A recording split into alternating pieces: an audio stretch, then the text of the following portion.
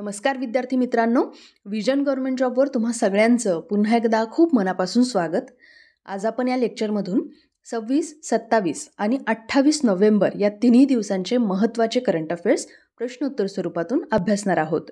हे लेक्चर बघून झाल्यानंतर ह्याची PDF आम्ही विजन गव्हर्नमेंट जॉब ऑफिशियल या आमच्या टेलिग्राम चॅनलवरती अपलोड करत असतो. तिथून तुम्ही ही डाउनलोड करून एक नोट्सच्या फॉर्मॅटमध्ये ती वाचू शकता. आता आपण डायरेक्टली आजच्या लेक्चरकडे येऊ आणि पहिला प्रश्न बघू. सूर्यकिरण हा सराव कुठं आयोजित केला आहे? पहिली गोष्ट म्हणजे सूर्यकिरण हा सराव भारत आणि नेपाळ या दोन देशांच्यामध्ये होत असतो आणि या वर्षीचा हा सराव भारतामध्ये आयोजित केलेला आहे. सो या प्रश्नाचा आन्सर आहे चौथा पर्याय. आता भारतामध्ये कुठं? तर आपल्या उत्तराखंड राज्यामध्ये पिथौरागड या ठिकाणी यावर्षीचा हा सराव 24 नोव्हेंबरपासून ते 7 डिसेंबर या पिरियडमध्ये हा झालेला आहे. आणि ह्याच्यासाठी नेपाळच्या लष्कराची एक जवळपास 350 जवानांची तुकडी आपल्या भारतामध्ये आलेली आहे. लक्षात ठेवा, या वर्षीची सूर्यकिरण या सरावाची ही 17वी आवृत्ती होती आणि हा एक वार्षिक सराव आहे, संयुक्त लष्करी वार्षिक सराव आहे, जो की दरवर्षी भारत आणि नेपाळ या दोन देशांच्यामध्ये होत असतो. आता यावेळी या सरावामध्ये आपल्या भारतीय लष्कराच्या तुकडीचं नेतृत्व केलेलं आहे कुमाऊ रेजिमेंटच्या एका बटालियननी आणि नेपाळचं प्रतिनिधित्व केलेलं आहे त्यांच्या तारा दल नावाच्या एका बटालियननी. ठीक आहे, यावर्षीची ही या सरावाची 17वी आवृत्ती होती, लक्षात ठेवा, जी की आपल्या भारतात उत्तराखंडमध्ये पिथौरागड या ठिकाणी झालेली आहे. आता आपण या प्रश्नाच्या माध्यमातून काही भारताचे महत्त्वाचे लष्करी सराव आणि ते कोणत्या देशासोबत होत असतात हेही बघून घेऊ. आयोग बऱ्याच वेळा वेगवेगळ्या एक्झाम्समध्ये यावरती प्रश्न विचारत असतोच, त्यामुळे तुम्ही सुद्धा या दोन्ही स्क्रीनचा स्क्रीनशॉट काढून तुम्ही तुमच्या मोबाईलवरती ठेवू शकता, जेणेकरून तुम्हाला हे एकदम पाठच होऊन जाईल. आता बघा, अमेरिकेसोबत युद्धाभ्यास, वज्रप्रहार आणि सी ड्रॅगन नावाचे सराव होतात. बांगलादेशसोबत समप्रीती, फ्रान्ससोबत शक्ती सराव गरुड आणि वरुण, इंडोनेशियासोबत गरुड शक्ती, थायलंडसोबत मैत्री सराव, मंगोलियासोबत नोमॅडिक एलिफंट, जपानसोबत धर्मा गार्डियन आणि वीर गार्डियन, श्रीलंकेसोबत स्लिनेक्स आणि ऑस्ट्रेलियासोबत ऑसिंडेक्स हे दोन्ही नौदल सराव आपण पार पाडत असतो. ऑस्ट्रेलियासोबत आपला ऑस्ट्रा हिंड नावाचा सुद्धा सराव होत असतो. पुढे बघा, एक त्रिपक्षीय सराव आहे. भारत, ब्राझील आणि साऊथ आफ्रिका या 3 देशांमध्ये इब्सामार नावाचा नौदल सराव होतो. चीनसोबत हँड इन हँड, ओमानसोबत Al Najah, Naseem Al Bahr आणि ईस्टर्न ब्रिज. यापैकी हा अल नजाह दोन्ही देशातल्या आर्मीमध्ये, नसीम अल बहर दोन्ही देशाच्या नेव्हीमध्ये आणि ईस्टर्न ब्रिज हा दोन्ही देशाच्या एअरफोर्समध्ये होणारा सराव आहे. कझाकस्तानसोबत काझिंद, नेपाळसोबत आत्ता बघितलेला आपण सूर्यकिरण. अगेन एक त्रिपक्षीय सराव आहे भारताचा US आणि जपान या 2 देशांसोबत होणारा, ज्याचं नाव आहे मलबार. पुढे सिंगापूरसोबत सिमबेक्स आणि बोल्ड कुरुक्षेत्र, उझबेकिस्तानसोबत डस्लिक आणि UK सोबत कोब्रा वॉरियर आणि कोकण नावाचे आपल्या भारताचे सराव होत असतात. आता बघा, या लेक्चरमध्ये मी तुम्हाला काही वेगळा होमवर्कचा प्रश्न नाही देणार, पण या टेबलमध्ये जर माझ्याकडून एखादी महत्त्वाची एक्सरसाइज मिस झाली असेल तर ते तुम्ही मला कमेंट करून सांगा, जेणेकरून पुढच्या लेक्चरमध्ये मी ते ह्या टेबलमध्ये ॲड करेल आणि बाकीच्या सुद्धा स्टुडंटला ती ॲडिशनल इन्फॉर्मेशन समजून येईल. ओके, आता पुढचा प्रश्न. UPचा पहिला सोलर एक्सप्रेसवे कोणता हायवे असणार आहे? महत्त्वाचा प्रश्न आहे हा. या प्रश्नाचा आन्सर आहे चौथा पर्याय, बुंदेलखंड एक्सप्रेसवे. UPमध्ये ऑलरेडी बुंदेलखंड नावाचा एक एक्सप्रेसवे आहे, पण आता हाच एक्सप्रेसवे UPचा पहिला सोलर एक्सप्रेसवे म्हणून UP आता डेव्हलप करते आहे. म्हणजे काय करणार आहेत, तर या हायवेच्या बाजूला जवळपास बघा 1700 हेक्टर जमिनीवरती सौर ऊर्जा प्रोजेक्ट उभारण्याची तयारी आता UPचं गव्हर्नमेंट करते. म्हणजेच हे कशासाठी, तर जवळपास या प्रोजेक्टमधून 550 मेगावॅट एवढी सोलार एनर्जी ह्याच्यातून निर्माण होणार आहे आणि या एनर्जीचा यूज हे त्या हायवेवरचे जेवढे जवळपास 1 लाख घरं आहेत तर ह्यांना वीज पुरवठा करण्यासाठी या 550 मेगावॅट एनर्जीचा यूज करण्याचं तिथल्या गव्हर्नमेंटचं सध्या टार्गेट आहे. जवळपास या प्रोजेक्टचं आयुर्मान 25 वर्ष एवढं असणार आहे आणि या प्रोजेक्टसाठी लास्ट मंथमध्ये तिथल्या ज्या वेगवेगळ्या कंपन्या आहेत सौर ऊर्जा डेव्हलपमेंट करणाऱ्या, तर ह्यांनी UPच्या गव्हर्नमेंटला भेटून ह्याबद्दल डिटेलमध्ये माहिती दिलेली आहे. आता एक जनरल नॉलेज म्हणून तुम्हालाही माहिती असावं की हा नेमका प्रोजेक्ट काय आहे, त्यासाठी आपण थोडं हे डिस्कस करू. तर बघा, हा जो UPचा पहिला सोलर एक्सप्रेसवे हा कसा बरं डेव्हलप होणार आहे, तर हा बुंदेलखंड नावाचा जो हायवे आहे तर हा ॲक्च्युली 4 लेनचा हायवे आहे आणि जवळपास 296 म्हणजे जवळपास 300 किलोमीटर लांबीचा हा हायवे ऑलरेडी बुंदेलखंड एक्सप्रेसवे आहे. आणि हे जे 4 लेन असलेला हायवे हा 2 भागामध्ये डिवाईड झालेला आहे. पहिलं म्हणजे मुख्य कॅरेजवे आणि दुसरं म्हणजे एक सर्व्हिस लेन्स. आणि या दोघांमधली जी जागा आहे, तर संपूर्ण एक्सप्रेसवेमध्ये जवळपास 15 ते 20 मीटर रुंद जमिनीचा पट्टा हा सध्या रिकामा आहे, जो की ह्यात मुख्य कॅरेजवे आणि एक सर्व्हिस लेन यांच्यामध्ये आहे. आणि हा जो रिकामा पट्टा आहे 10-15 मीटर रुंदीचा, तर याचा यूज ते ह्या सोलार एनर्जी डेव्हलप करण्यासाठी करणार आहेत. कसं? तर इथं सौर पॅनलनी ते झाकून टाकणार आहेत हा राहिलेला 15-20 मीटरचा रस्ता. आणि याच्यामधून शेतजमिनी वेगळं करणं, कुंपण बसवणं, तर अशी वेगवेगळ्या योजना करून हा पहिला सोलार एक्सप्रेसवे UPमध्ये डेव्हलप होतोय. ओके. पुढचा प्रश्न, सर्वात मोठे व्याघ्र प्रकल्प निर्माण करण्यासाठी कोणत्या 2 अभयारण्यांचे विलिनीकरण केले जाईल? या प्रश्नाचा आन्सर आहे दुसरा पर्याय, नोरादेही आणि राणी दुर्गावती अभयारण्य. आता हा भारतातला सगळ्यात मोठा व्याघ्र प्रकल्प असणार आहे, जो की मध्य प्रदेश या राज्यामध्ये असणार आहे. आणि हे जे सध्याचे नोरादेही अभयारण्य आणि राणी दुर्गावती अभयारण्य या दोघांना एकत्र करून मध्य प्रदेशातल्या दमोह या जिल्ह्यामध्ये हा भारतातला सगळ्यात मोठा व्याघ्र प्रकल्प हा डेव्हलप करणार आहे. कोण? तर मध्य प्रदेशचं गव्हर्नमेंट का नाही, तर केंद्र सरकारने अशा पद्धतीची अधिसूचना आता जारी केलेली आहे. लक्षात ठेवा, हा भारतातला सगळ्यात मोठा प्रकल्प आहे. याच्यामुळे काय होणार आहे, तर जवळपास 2300 चौरस किलोमीटरचा एक मोठाच्या मोठा व्याघ्र प्रकल्प ह्या दोघांना एकत्र करून बनवण्यात येणार आहे. ओके. आता आपण या प्रश्नातून मध्य प्रदेशबद्दल पण थोडी माहिती जाणून घेऊ.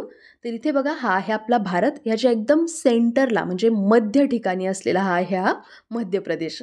आणि ह्याच्या शेजारचे राज्य कोणते? तर इकडे बघा, ह्याच्या पूर्वेला आहे छत्तीसगड, खाली आहे आपला महाराष्ट्र, याच्या पश्चिमेला आहे गुजरात, वायव्येला इकडं आहे राजस्थान आणि उत्तरेकडं उत्तर प्रदेश हे राज्य. तर एवढे राज्य ह्याला लागलेले आपल्याला इथे दिसत आहेत. ऑलरेडी बघा, मध्य प्रदेशमध्ये बरेचसे वेगवेगळे नॅशनल पार्क आहेत, जसं की Madhav national park, Kuno national park, Vanvihar, Satpura, Indira Priyadarshini Pench national park, Kanha national park, ठीक आहे, बांधवगड आणि पन्ना. तर असे बरेचसे फेमस असे नॅशनल पार्क्स हे ऑलरेडी मध्य प्रदेशमध्ये आहेत. आणि आता एक सगळ्यात मोठा व्याघ्र प्रकल्प भारतातला हा सुद्धा मध्य प्रदेशमध्येच बनणार आहे. इथल्या काही इम्पॉर्टंट साईट्सला युनेस्कोनी वर्ल्ड हेरिटेज साईटचा दर्जा दिलेला आहे, जसं की सांची इथले बौद्ध स्मारक, खजुराहो आणि भीमबेटकाचे रॉक शेल्टर्स. ठीक आहे. पुढचा प्रश्न, नेदरलँड्समध्ये पुढील पंतप्रधान होण्यासाठी कोणाची निवड झाली आहे? या प्रश्नाचा आन्सर आहे दुसरा पर्याय, गिर्ट वाइल्डर्स असं यांचं नाव आहे, ज्यांची रिसेंटली नेदरलँड्समध्ये तिथं PM होण्यासाठी निवड झालेली आहे.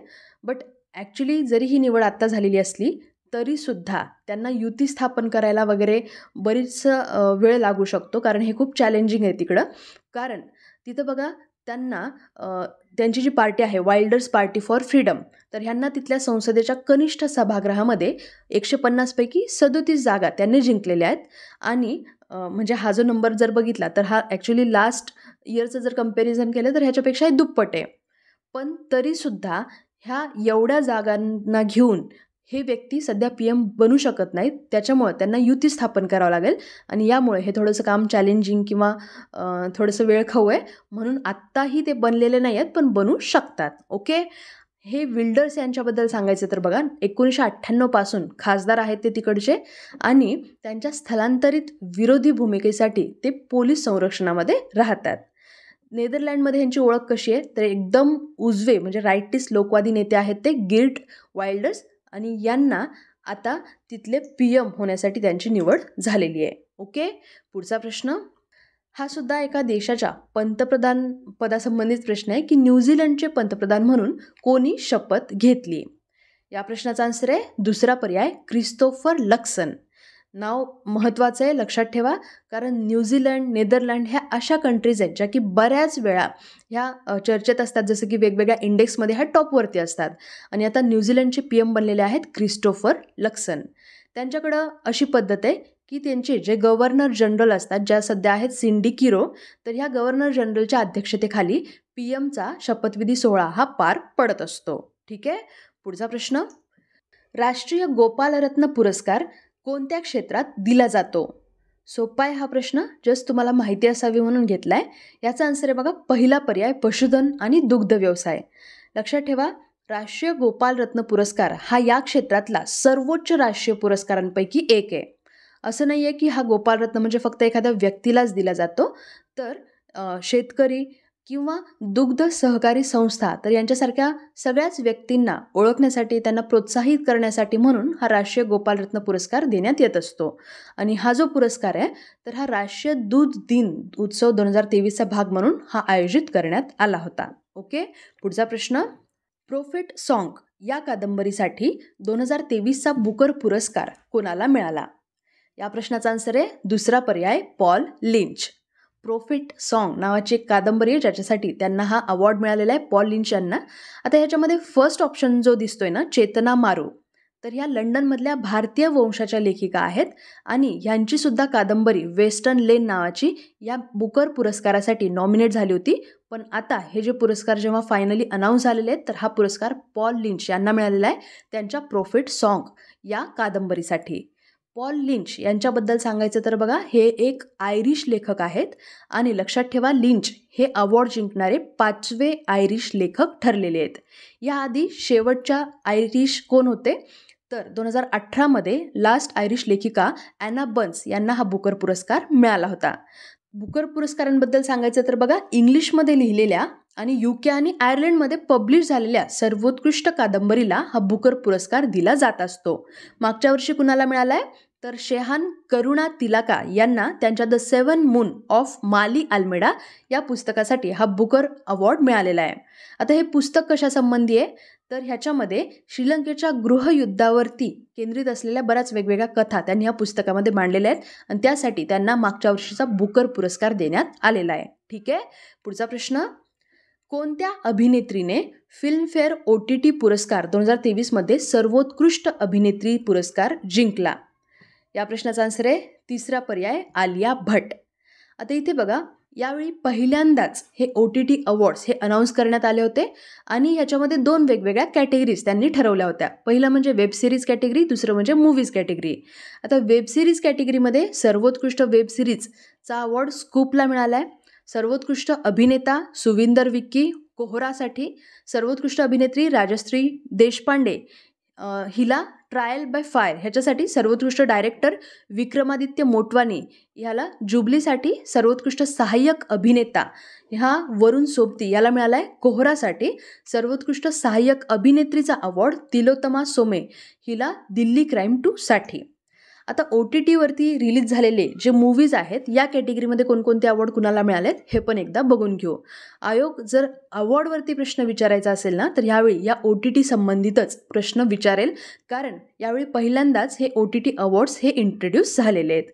तर बघा, ह्या मूवीज कॅटेगरीमध्ये सर्वोत्कृष्ट चित्रपटाचा अवॉर्ड एक बंदा काफी है या मूवीसाठी, याच्यामध्ये मनोज वाजपेयी यांनी रोल केलेला आहे आणि यासाठी त्यांना सर्वोत्कृष्ट अभिनेत्याचा सुद्धा अवॉर्ड मिळालेला आहे. खूप चांगला मूवी आहे हा, तुम्ही जर बघितला नसेल, जर कधी वेळ मिळाला तुम्हाला सॅटर्डे संडेला वगैरे, तर एकदा नक्की बघून घ्या. त्याच्यामध्ये त्यांना वकील दाखवलेले आहे आणि ते एकटेच कसा न्याय मिळवून देतात हे त्यांनी डिटेलमध्ये खूप छान दाखवलेलं आहे.